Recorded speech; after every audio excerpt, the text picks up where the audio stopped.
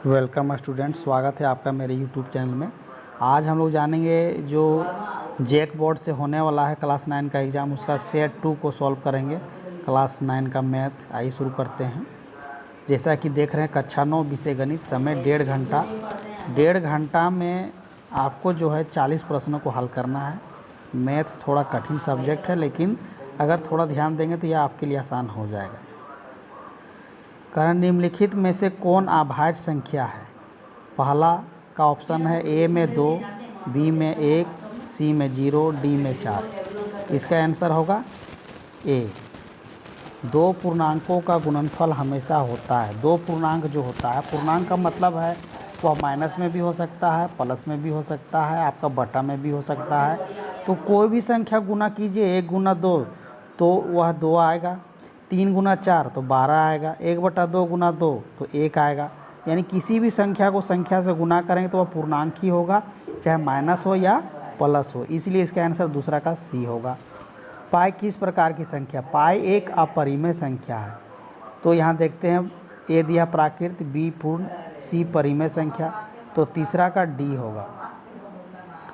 चौथा का है वास्तविक संख्या है। वास्तविक संख्या मतलब क्या है? वास्तविक संख्या का मतलब है कि वैसी संख्या जो परिमेय और अपरिमेय को मिला करके बनता है, यानी कि चौथा का सी होगा।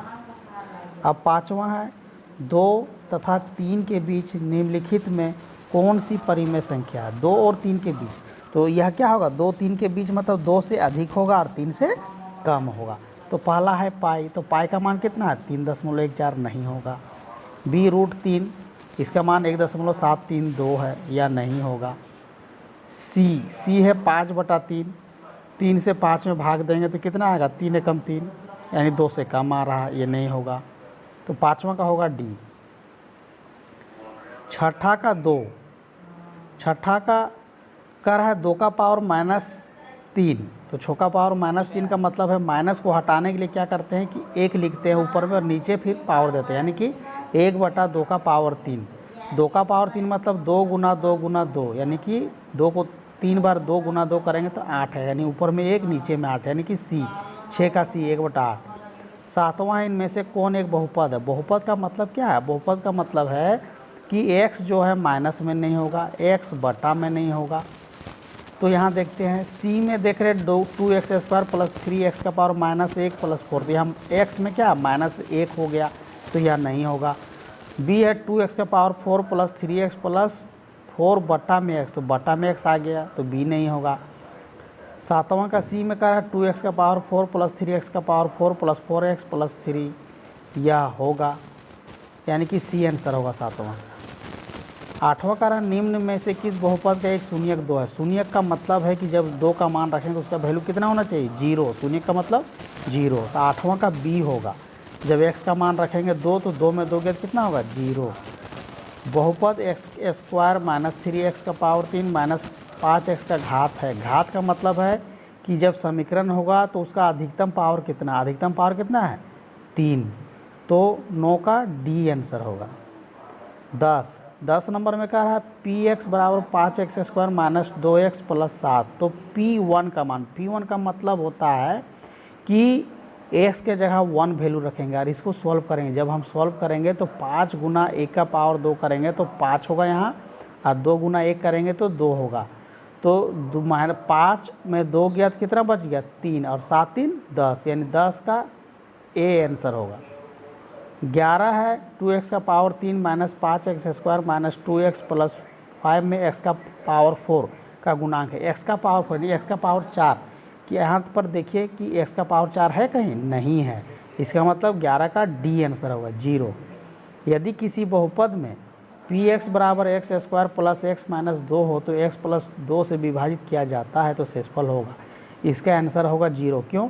x + 2 से जब भाग देंगे तो ये 0 आएगा। x + 2 बराबर जब हम लोग इसको भाग देंगे या x + 2 बराबर 0 करेंगे तो +2 है तो उधर जाए क्या होगा? -2, और इसको यहाँ पर जब रखेंगे तो 2 दूना 4 होगा, और 4 - 4 करके क्या होगा? 0, यानी 12 का सी।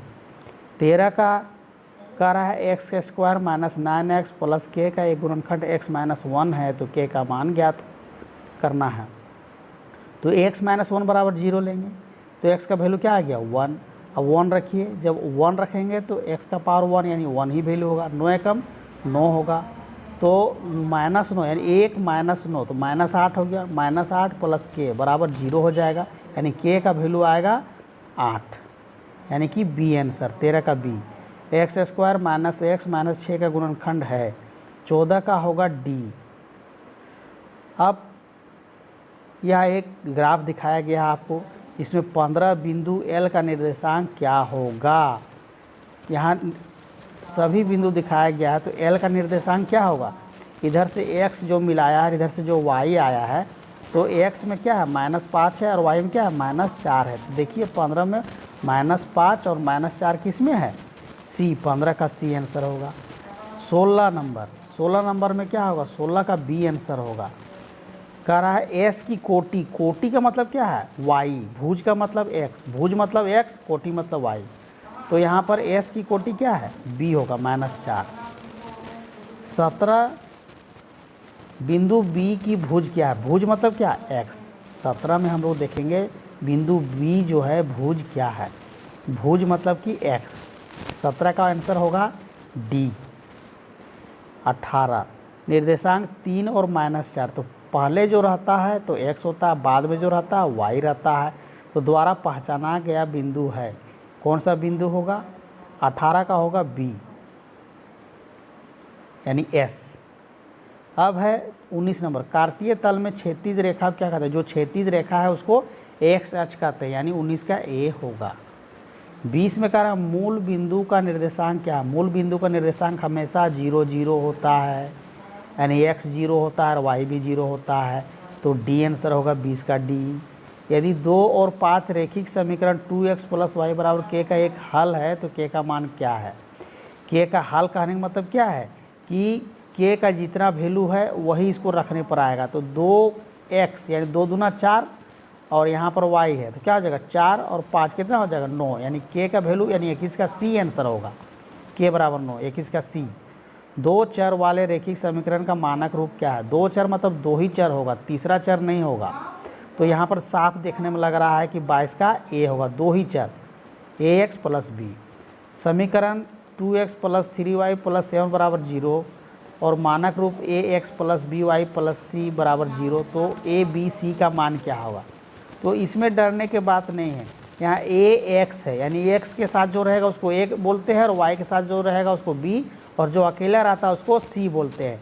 तो x के साथ a, तो यहाँ पर x के साथ में क्या है 2 है, तो a कितना हो गया 2, y के साथ में कितना है 3 है, तो y के साथ में जो होता है उसको कहते हैं b, यानी कि b हो गया 3, और c के जो साथ जो रहता है वो अकेला होता है, यानी कि 7 यानी +7 होगा, यानी कि c में देखिए a का वैल्यू 2, b का 3 और c का 7 है, यानी 23 का c। 24 में कह रहा है x बराबर 2 है, y बराबर 4 है, निम्नलिखित में से किस रैखिक समीकरण का हल है, यानी वैल्यू रख देने पर LHS बराबर RHS होना चाहिए।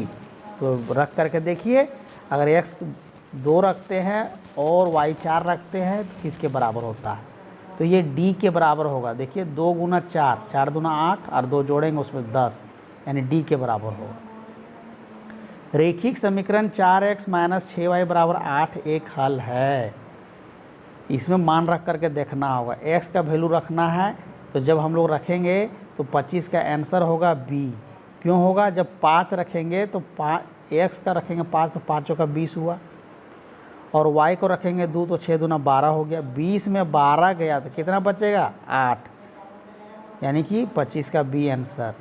26 यदि बिंदु 4 7 2x - y बराबर k द्वारा निरूपित रेखा पर स्थित है तो k का मान ज्ञात करें, यानी x का मान 4 यानी 4 दूना 8 और y का मान 7 यानी 8 में 7 गया कितना 1, तो 26 का A। 27 में कह रहा है x + 3y बराबर 6 का आलेख y अक्ष के किस बिंदु पर प्रतिच्छेद करेगा। 27 का कह रहा है किस बिंदु पर प्रतिच्छेद करेगा, तो इसका होगा 27 का C। अब है 28 नंबर। 28 नंबर में कह रहा है 80 का संपूरक कोण क्या होगा। संपूरक मतलब क्या, जब दो कोणों का योग 180 डिग्री हो तो उसे हम लोग संपूरक कोण कहते हैं। तो 80 में कितना जोड़ेंगे 180 आएगा, 1 से जोड़ना होगा, 28 का B। वह कोण जो 0 से अधिक और 90 से कम हो वह का क्या होगा, न्यून कोण, यानी 29 का ए। 30 उस कोण की माप क्या है जो संपूरक कोण का दुगुना है। कह रहा है संपूरक कोण का दुगुना, उस कोण की माप क्या होगी जो संपूरक कोण का दुगुना है। संपूरक कोण मतलब क्या, 180 डिग्री। दो कोण को जोड़ेंगे कितना होगा, 180। तो यहाँ देखिए ए और सी में 120 जोड़ 60 लिखेंगे तो 180 हो रहा है, लेकिन जो दुगुना है तो 60 को दुगुना करेंगे, यानी 60 प्लस 60 गुना 2 करेंगे तो 120 जोड़ेंगे तो तब होगा 180, यानी कि 30 का सी आंसर होगा। नीचे दी गई आकृति में रेखाएं एक्स वाई एम एन बिंदु पर प्रतिच्छेद करती है, कोण पी ओ वाई 90 है, तो ए बी बराबर 2:3, तो सी का मान ज्ञात कीजिए। तो जहाँ पर ए छोटा ए है उसको वहाँ रख दीजिए 2 और जो बी है वहाँ रख दीजिए 3, यानी कि और इसको सम्मिलित अनुपात मान लेना है x, यानी कि 2x और 3x। उसके बाद से देखना है कि पी ओ वाई कितना है, 90 हो गया है आपका। तो ये 90 तो मेरा है ही, तो 90 जोड़ 2x और 5x, 2x और 3x मिलके कितना हो गया 5x, और 180 में 90 का कितना 90, और 5 से 90 को भाग देंगे कितना आएगा 18, तो 18 दूना 36 और 18 तिया 54, यानी बी का मान आएगा 54 और ए का मान आएगा 36।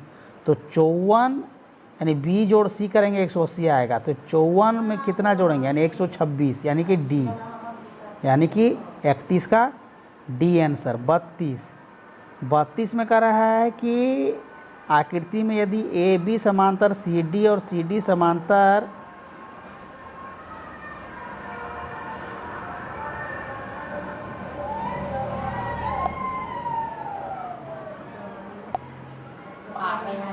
ए बी समांतर सी डी समांतर एफ और वाई अनुपात जेड बराबर 3:7 है, तो एक्स का मान ज्ञात कीजिए।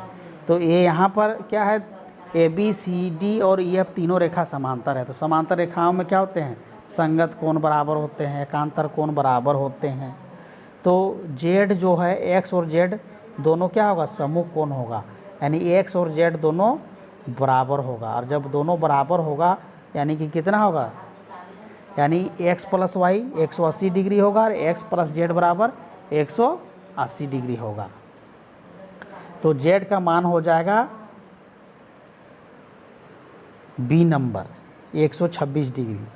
33 त्रिभुज के तीनों कोणों का अनुपात 1, 3, 5 हो तो सबसे बड़े कोण का मान ज्ञात क्या होगा करना है, तो सबसे बड़ा कोण होगा 100 डिग्री, 33 का ए।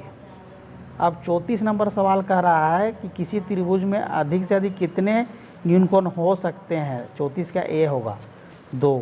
अब 35 में कह रहा है कि एक त्रिभुज ए बी सी है जिसमें ए बी बराबर बी सी है और कोण सी क्या है 50 डिग्री है, तो उसमें जब दो भुजा बराबर है तो क्या होता है, दो भुजा जब बराबर होते हो तो उसके कोण क्या है बराबर होते हैं, यानी 35 का होगा बी 50 डिग्री।